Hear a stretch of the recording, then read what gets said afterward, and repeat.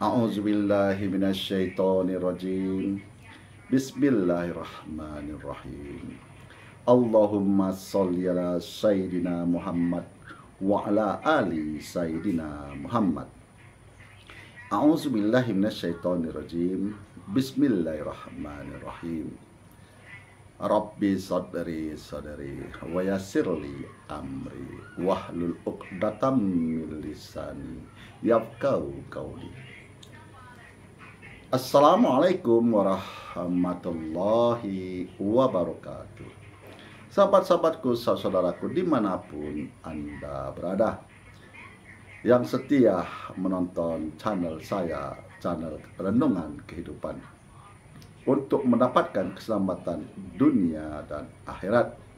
Tentu kita membutuhkan cahaya di dalam perjalanan hidup kehidupan ini sampai kita menuju di perjanjian kita yang disebut meninggal dunia. Nah, seperti video saya sebelumnya, saya bertanya, kapankah saudara mengikuti sunnah Nabi dalam hal memelihara jenggot? Nah, kalau saudaraku, sahabat-sahabatku, dimanapun Anda berada yang sudah tahu, alhamdulillah. Tapi bagi saudara-saudaraku, sahabat-sahabatku yang belum tahu, nah, jatuhnya hal memelihara jenggot, kita ikut sunnah Nabi. Di saat itu kita mulai dihitung mengikuti sunnah Nabi, karena salah satu sunnah Nabi yang kekal abadi adalah dalam hal memelihara jenggot. Nah, jenggot ini akan tetap ikut kita masuk ke dalam kubur mengikuti sunnah Nabi. Salah satu saksi bahwa kita ikut sunnah Nabi. Kapan itu? Di waktu saudara berniat. Jadi saudara itu memelihara jenggot ini berniat memelihara jenggot mengikuti sunnah Nabi karena Allah. Innamal amalu binniat. Segala sesuatu itu tergantung kepada niatnya. Nah, jadi sejak kapan saudara itu memelihara jenggot? Kalau tidak ada niat, berarti tidak ada hitungan, tidak termasuk yang mengikuti sunnah, karena saudara tidak berniat. Nah, kita mau sholat, kita berniat. Kita mau puasa, kita berniat. Kita mau bayar zakat, kita berniat. Kita mau pergi haji, kita berniat. Amalan yang diniatkan karena Allah, maka amalan itu akan diterima. Amalan yang tidak dikarenakan Allah, maka amalan tersebut ditolak. Nah, baiklah.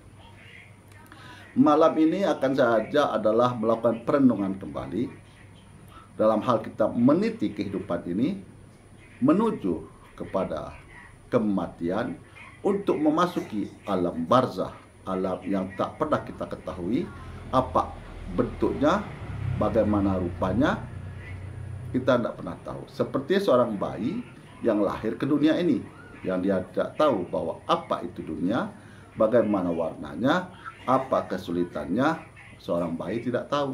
Jangankan dunia, orang tuanya pun dia tidak tahu. Nah, jadi malam ini akan saya beri judul Dari Nol Kembali Kepada Nol. Nah, apa maksudnya itu? Dari nol kembali kepada nol. Seperti yang kita ketahui bersama, dalam hal perjalanan kehidupan ini, jika kita memikirkan dan merenungkan bagaimana orang-orang yang hidup sebelum kita, yang meninggalkan harta warisannya, yaitu kedua orang tua kita. Kedua orang tua kita mendapat warisan juga dari orang tuanya juga, yang disebut oleh kita kakek nenek kita. Nah, di sini kita berpikir bahwa dunia ini diperuntukkan untuk orang-orang hidup.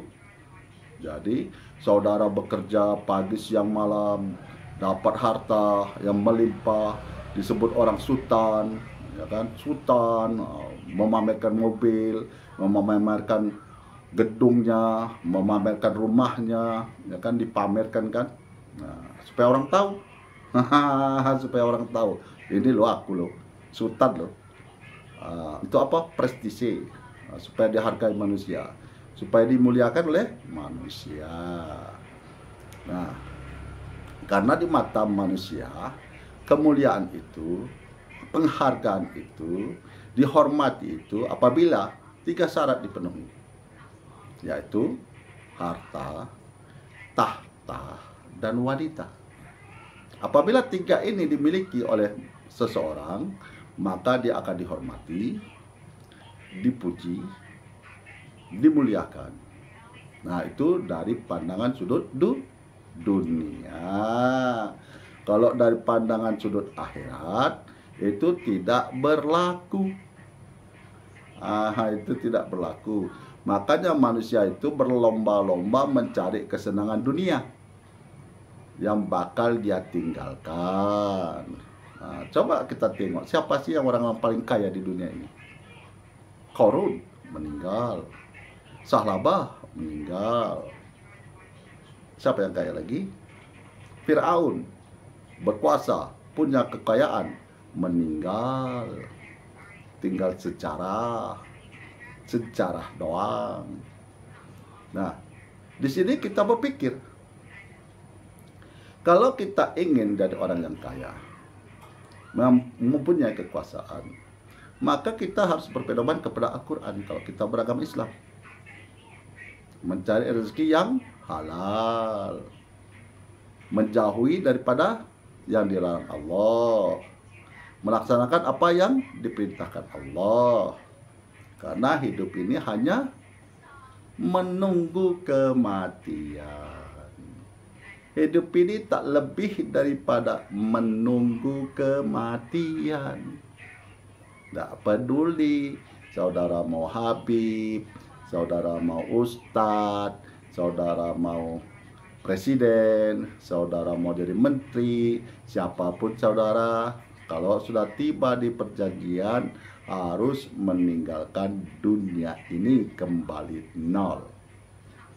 Saudara lahir ke dunia ini tidak membawa apa-apa. Saudara dikasih bedong, dikasih topi, dikasih sarung kaki, sarung ke tangan. Saudara hanya bisa oe. Hanya kembali lagi, tidak ada lagi bawa apa-apa. Saudara pun dibedong lagi. Lahir di bedong, meninggalnya pun di bedong. Apa itu? Dikasih kain kapan, diselimuti 3 lapis, 5 lapis. Sudah tuh setengah hari sampai. Meninggal malam, habis zuhur, udah masuk kubur. Yang dicari pagi siang malam, yang dibangga-banggakan, yang dipertunjukkan kepada orang, ditinggalkan. Makanya kalau ada orang-orang kaya, maka dia belum siap untuk mati, belum siap dia untuk meninggal. Kenapa? Karena kesenangan. Padahal di agama Islam, dunia itu adalah kesenangan yang menipu, bukan kesenangan yang abadi. Kesenangan abadi adalah kesenangan hidup setelah kematian. Kita mendapat nikmat dari Allah karena perbuatan kita selama hidup di dunia karena Allah, bukan karena ingin dipuji orang, bukan ingin supaya disebut orang yang paling mulia, bukan ingin disebut orang yang paling berkuasa, bukan ingin disebut orang yang paling dermawan. Tidak, semuanya dikarenakan Allah. Ingat, Allah selalu berfirman di dalam Al-Quran, pemeriksaan Allah itu teramat teliti. Jadi amalan kita ini akan diperiksa, akan diteliti kembali. Gitu. Jadi tak semudah kita untuk masuk surga.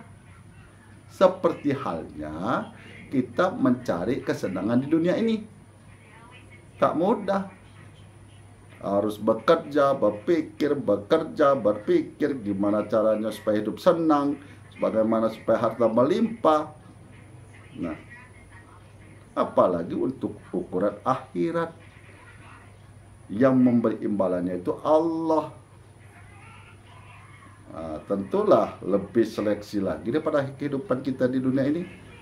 Tergelincir sedikit, jatuh ke jurang situ. Nah, jadi dari nol kembali kepada nol. Dari tidak membawa apa-apa, kembali tidak membawa apa-apa. Bedanya hanya waktu lahir kita tidak membawa dosa dan pahala. Waktu kita meninggal, kita membawa dosa dan pahala. Hanya itu bedanya. Nah, semoga apa yang saya sampaikan ini menjadi penerang bagi saudaraku, menjadi tuntunan dalam kehidupan ini, supaya mencari hal-hal yang diridhoi Allah dan menjauhi hal-hal yang dimurkai Allah. Selalulah berniat karena Allah, tidak lain daripada Allah, titik habis. Tidak ada ingin dipuji orang, tidak ingin supaya diagung-agungkan orang, tidak. Aku melakukan sesuatu itu karena Allah, yang diperintahkan Allah kepadaku. Nah, jadi itulah termasuk sunnah dalam hal memelihara jenggot. Aku memelihara jenggot ini mengikuti sunnah Nabi karena Allah. Nah, mulai dari detik itu saudara disebut sudah mengikuti sunnah Nabi dalam hal memelihara jenggot. Nah, seperti pesan guru saya, almarhum Pak Zaini, di dalam majelis zikir, beliau berpesan, Nak Regar, kalau Nak Regar ikut satu pengajian, apabila yang disampaikan oleh ustadz tersebut atau guru tersebut, Nak Regar tahu bahwa yang disampaikan itu salah, Nak Regar kasih tahu guru tersebut atau ustadz itu marah, maka tinggalkan itu majelis.